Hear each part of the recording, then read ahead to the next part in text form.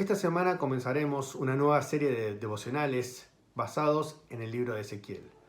El capítulo que nos corresponde hoy es capítulo 33, versículos 1 al 20. El libro de Ezequiel se trata acerca de una serie de advertencias que le hace Dios a Israel porque ellos estaban viviendo en impiedad y en pecado. El pueblo de Israel creía que jamás sufrirían el castigo de Dios, porque pensaban, nosotros estamos viviendo en Jerusalén, la santa ciudad, guardiana del templo de Dios. O sea, jamás Dios se atrevería a levantar su mano en contra de su propia ciudad. Cuán equivocados estaban. El templo de Jerusalén, la ciudad, no era un amuleto que les eximía de poder realizar cualquier tipo de pecado. Dios castigaría la impiedad de ellos y no le temblaría la mano en castigar su propia ciudad donde se encontraba su propio templo. Ahora bien, el capítulo 33 funciona como una especie de nexo entre estas dos grandes partes que encontramos en el libro de Ezequiel.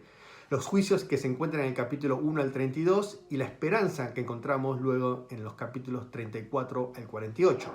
El capítulo 33 tenemos el cumplimiento de la profecía de Dios, la caída de la ciudad santa por no vivir por fe. Precisamente, ¿qué es lo que significa vivir por fe? Es lo que nos muestra este pasaje. Y lo primero que vemos es cómo nosotros tenemos que vivir exteriormente nuestra fe, exteriormente, proactivamente. Y se trata de anunciar el Evangelio y de escucharlo. A Ezequiel se le dio el llamado de ir y proclamar el arrepentimiento del pueblo. Este era un mensaje duro para escuchar para ellos, porque estaba hablando de que si ellos no se arrepentían de sus pecados, caería el juicio y el castigo de Dios. Fíjese lo que dice en el versículo 8 y en el versículo 9. Si yo digo al impío, impío, morirás irremisiblemente. Y vos, Ezequiel, no hablás para advertir al impío de su camino, el impío morirá por su pecado, pero yo demandaré su sangre de tu mano. Pero si tú adviertes al impío de su camino para que se aparte de él, y él no se aparte de su camino, él morirá por su pecado, pero tú, Ezequiel, habrás librado tu vida. Hoy nosotros no somos testigos de una mala noticia, sino de una buena noticia.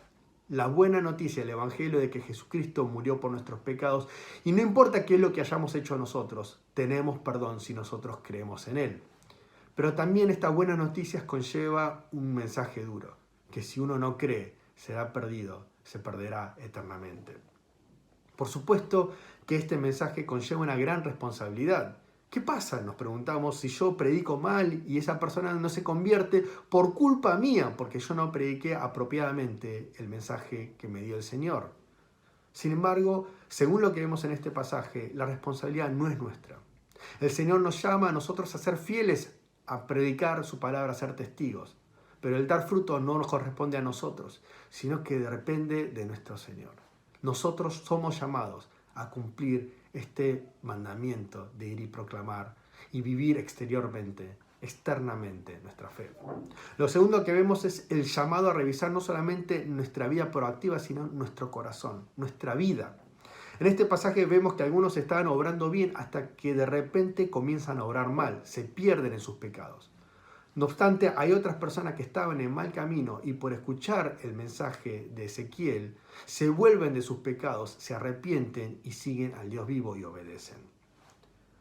Si el Señor hiciese hoy un balance de lo que hay en mi corazón, me pregunto qué es lo que encontraría. De hecho, no me pregunto porque sé que Él va a encontrar maldad, pecado, en demasía, más de lo que yo quisiera ver.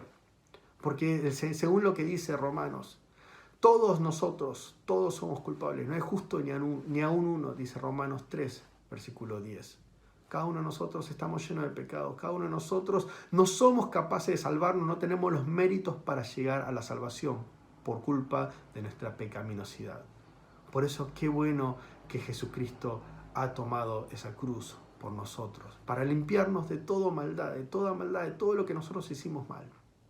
Ahora bien, esta cruz de Jesucristo no es un permiso de libre circulación del pecado en el cual nosotros podemos hacer lo que queremos ahora a partir de que creemos en Él.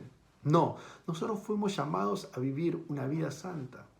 Y en esta vida santa que fuimos llamados a vivir, el Señor nos está preguntando a nosotros, ¿te estás revisando? ¿Qué hay en tu corazón? Porque el llamado a la santidad implica revisar nuestra fe interna constantemente. El pasaje de hoy, para resumir, habla de dos aspectos de nuestra fe. La vida proactiva, cómo estamos viviendo como testigos, como siervos de aquellos que recibieron la gracia de Jesucristo en sus corazones. Estamos viviendo una vida proactiva de fe. Se manifiesta externamente con frutos. Y lo segundo que nos preguntamos es, ¿cómo está mi vida en santidad? ¿Estoy revisándome constantemente a través de la meditación, de la oración, de la lectura bíblica? No perdamos ninguno de estos aspectos. Y cuando el Señor venga en su gloria, que nos halle fieles en cuanto a nuestra fe en Cristo Jesús.